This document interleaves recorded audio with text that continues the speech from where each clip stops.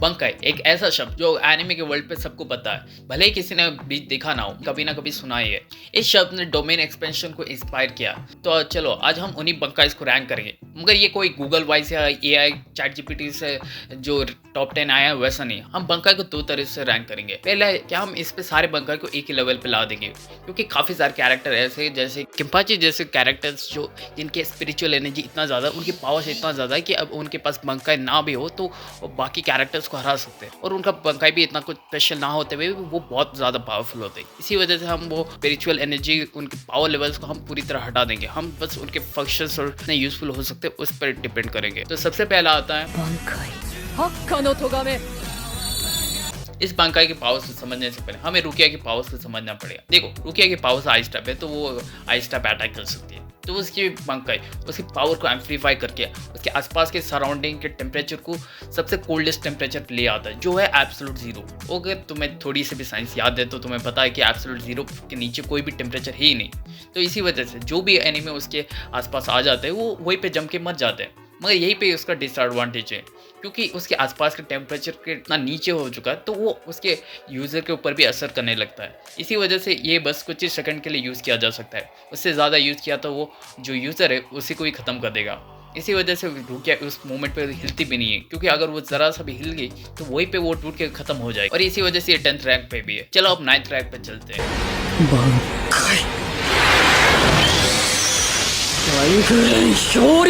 इस बंकाई को समझने से पहले हमें रुकिया के बंकाई और इसके बंकाई के बीच डिफरेंस जानना पड़ेगा। देखो, रुकिया के बंकाई को मैंने समझा दिया है कि वो बस अपने आसपास के टेम्परेचर को लो कर सकती है, मगर वो उसे पूरी तरह कंट्रोल नहीं कर सकती। वेयरएज इसका जो बंकाई है वो अपने आसपास के टेम्परेचर को लो नहीं करता, वो आइस ऑब्जेक्ट बना उन सबको कंट्रोल कर सकता है। वो अपने मन से उसे मैनिपुलेट करके कुछ भी बना सकता है, ड्रैगन बना सकता है, दीवार बना सकता है, कुछ भी तो हमारा मन चाहे आइसक्रीम भी बना सकता है। यही पे डिफरेंस आ जाता है। रुकिया के बंकाई डेंजरस है, उसके ऊपर रिस्की आ जाता है। वो भले अपने अपोनेंट को खत्म कर सकती है, मगर उसकी एक लिमिट है। वो एक ऐसा बंकाई है जो ऐसे मोमेंट पे आता है जब करो ये मरो वाले टाइम पे। मगर इसका बंकाई लॉन्ग फाइट के लिए काम पे आता है। तुम दूर से अटैक कर सकते हो, पास से भी जाके अटैक कर सकते हो। अब इसका हो गया तो चलो हम आगे बढ़ते। मुझे नहीं लगता कि मुझे इस बंकाई के लिए कोई इंट्रोडक्शन की जरूरत है, क्योंकि ये सबसे वन ऑफ द ब्यूटीफुल बंकाइस में से एक है एंड पावरफुल भी। इसी ने हमें बंकाई को इंट्रोड्यूस करा, और इसके कितने सारे रेट्स है ये तो बताने की जरूरत ही नहीं है। मगर जो इसकी पावर है, तुम आराम से हजारों पीसेस को लेके तुम कहीं से भी अपने ओपोनेंट्स के ऊपर अटैक कर सकते हो, और तुम्हारे ओपोनेंट्स गेस भी नहीं कर पाएंगे, बच भी नहीं सकते। इचिगो की हालत खराब हो गई थी इस बंकाई से लड़, तो ये 8 पे तो होना तो डिजर्व करता ही है। मगर जो इसके आगे आने वाला ये इससे भी ज्यादा पावरफुल है। ये bankai one of the complicated बंकाइज में से एक है, क्योंकि ये बंकाई 4 एक्ट पे डिवाइड है। देखो, तो पहला एक्ट है ये है कि तुम और तुम्हारे ओपोनेंट सेम इंजरी को शेयर करके, समझ लो कि तुम्हारे ओपोनेंट का हाथ टूटा हुआ है तो तुम भी हमारा हाथ टूटेगा। फिर सेकंड पे ये होता है कि एक ब्लैक कलर का स्पॉट आके तुम्हारे ओपोनेंट की बॉडी पे छेद कर देता है, जिसकी वजह से काफ़ी ज़्यादा खून बहने लगता है। फिर तीसरे पे तुम दोनों समुद्र पे डूबने लगते हो।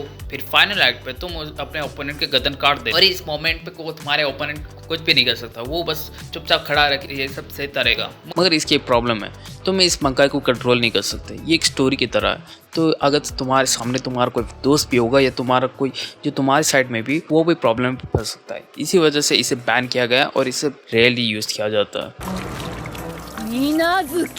हमने बस इसे एक ही बार देखा, मगर जितना भी देखा है उससे पता चलता है कि ये कितना पावरफुल है। इसे देख के को लगता है कि ये सिंपल एक बस कटाना है जो खून से कवर हो गया, मगर नहीं, ये एक्चुअल पे एसिड है। क्योंकि जब किम्पाची उसके साथ फाइट करता है तो उसकी बॉडी मेल्ट होने लगता है, और वही पता चलता है कि ये एक्चुअल पे एसिड है, और ये इतना स्ट्रॉन्ग है कि ये किसी को भी तबाह कर सकता है। वो उसे पूरी तरह अपने मन से कंट्रोल कर सकते हैं, उससे जितना चाहे लंबा करके उससे अटैक कर सकते हैं, उससे खुद शील्ड कर सकती है।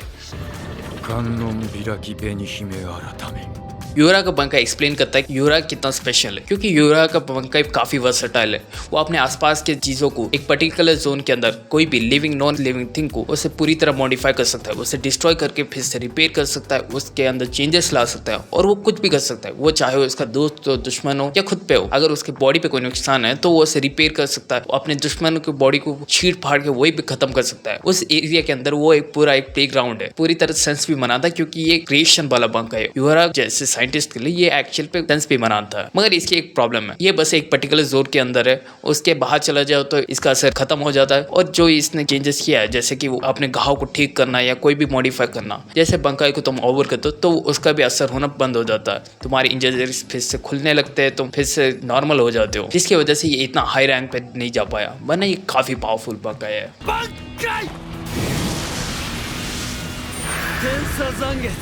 इचिको का बंकाई रैंक करना काफी कंफ्यूजिंग है, क्योंकि उसके बारे में कोई भी प्रॉपर एक्सप्लेनेशन है ही नहीं कि उसकी एबिलिटीज क्या है। बस हमें इतना पता है कि वो उसकी तलवार लिटरली एक नॉर्मल छोटा कटाना बन जाता है, स्पीड काफी ज्यादा बढ़ जाता है, उसकी स्ट्रेंथ काफी ज्यादा बढ़ जाता है, और वो एक बड़ा सा स्लैश कर सकता है, उसके अलावा कुछ भी नहीं। और इचिको का बंकाई इचिको के स्पिरिचुअल एनर्जी से बना है, और उसका स्पिरिचुअल एनर्जी काफी सारे मिक्सचर, काफी सारे रेसेस के, जैसे कि शिनिगामी, ह्यूमन और कोई फुल प्रिंस, ऐसे सबके।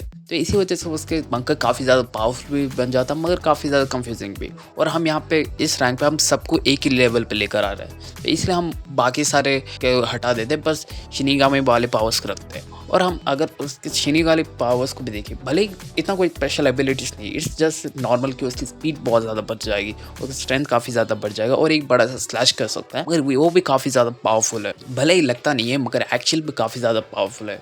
और इसी वजह से मैं इसे ऊपर भी रखूँगा, मैं खुद कंफ्यूज हो कि इसे कहाँ पे रखूँ, तो बस मैंने थर्ड पे रख दिया। यामाटो का बंकाई definitely one of the deadliest बंकाई में से एक है, क्योंकि भाई ये चलता फिरता एटम बम है। इसके पावर को समझने के लिए हमें इसके एबिलिटी को समझना पड़ेगा। तो देखो, उसके बंकाई 4 स्टेजेस पे डिवाइडेड है। तो सबसे पहले स्टेज पे यूजर और उसके कटाना दोनों के दोनों एक फ्लेम के अंदर कवर हो जाते हैं, जो 15 मिलियन डिग्री सेल्सियस के होता है। अगर तुम्हें नहीं पता तो 15 डिग्री मिलियन सेल्सियस सूरज के टेम्परेचर के बराबर है। तो इसका मतलब कोई भी तुम्हारे आसपास आ जाए वो जल के राख हो जाएगा। और एक स्पेशल चीज़ ये है कि तुम चाहो तो तुम्हारे फ्लेम को इंडिविजुअल कर सकते हो। इसका मतलब ये है कि तुम्हारे दुश्मन को फ्लेम दिखाई नहीं देगा, तो अगर कोई पीछे से अटैक करने की कोशिश करेगा तो वो वहीं पे जल के राख हो जाएगा, जिसकी वजह से इसे एक परफेक्ट डिफेंस मैकेनिज्म बना देता है। तो सेकंड स्टेज पे जितने भी फ्लेम्स है वो सारे के सारे ब्लेड के एज पे जाके स्टोर हो जाते हैं, जिसकी वजह से जहाँ पे वो ब्लेड टच करता है वो राख पे बदल जाती है, जिसकी वजह से ये एक परफेक्ट अटैक बन जाता है।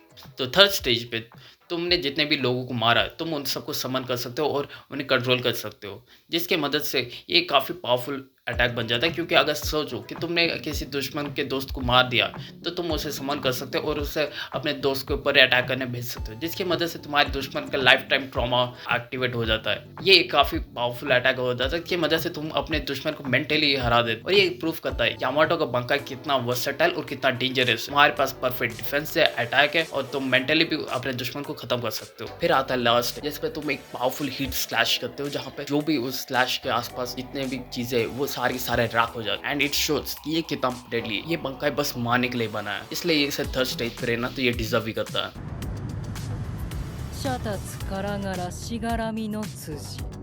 ये बंकाई लिटरली एक चीट कोड है, क्योंकि इसके मदद से तुम्हें कोई अटैक करने की जरूरत नहीं है, ना कोई डिफेंस करने की। इससे तुम रियलिटी चेंज कर सकते हो। इसके मदद से तुम अपने ओपोनेंट का इन्वायरमेंट चेंज करके उनकी कमियों के हिसाब से तुम उसे चेंज कर सकते हो। जो उनकी कमियां है वैसे ही वो इन्वायरमेंट बदल जाएंगे और तुम्हें कोई कुछ करने की जरूरत ही नहीं है, वो ऐसे ही खत्म हो जाएगी। जिसकी वजह से ये काफी ओवर पावर्ड बंकाई में से एक बन जाता है।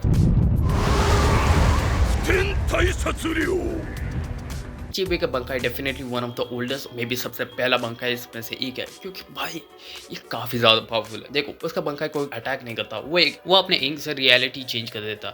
अगर उसने तुम्हारा नाम चीटी या कुत्ता रख दिया तो तुम चीटी जैसे कमज़ोर हो जाएगा और चीटी जैसे तुम्हें मसल के रख देगा। तो ये दिखाता है कि कितना ज़्यादा पावरफुल हो, भले ही तुम बहुत ही ज़्यादा पावरफुल क्यों ना हो। उसे बस तुम्हारा नाम चेंज कर देना है और तुम खत्म। तुम्हारी कोई एबिलिटीज नहीं, कोई कुछ नहीं, तुम्हारी कोई भी औकात नहीं। तो ये डेफिनेटली फर्स्ट टॉप पे रहना तो डिजर्व करता है।